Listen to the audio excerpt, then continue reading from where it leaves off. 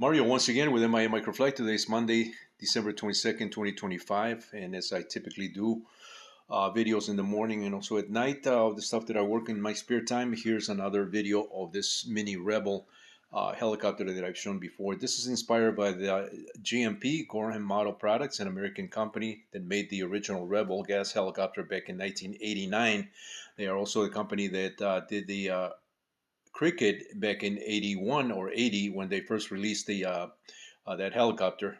Um, Before that time, you did not have any helicopters made in the States, or radio control helicopters made in the States. Most of them were made in Europe, mainly in Germany. Schluter, Heliboy would be one of the names, and they're one of the brands that people may recall if you go back, that far in time.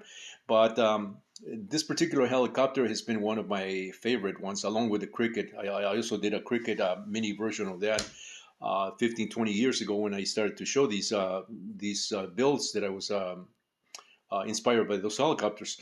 But over the years, this has sat on, like a lot of my other helicopters have sat on shelves gathering dust. And lately, I've been in a cleaning a mode and just reorganizing my shop and my office, that I decided to bring all that stuff down and work a little bit more on some of the details that were not totally quite to my satisfaction back when I first did this. Now this is going through a few iterations here of part enhancements. The swash plate is brand new. I just installed that swash plate last night. The original was also aluminum, but the tolerances were not quite there, and so this is a much better swash plate. Something that I made also back 20 years ago. I just grabbed it from one of my bins, so I didn't have to machine all that stuff again, which saved me a lot of time. And I wanted to keep it all aluminum because the original that I did for this one is also aluminum.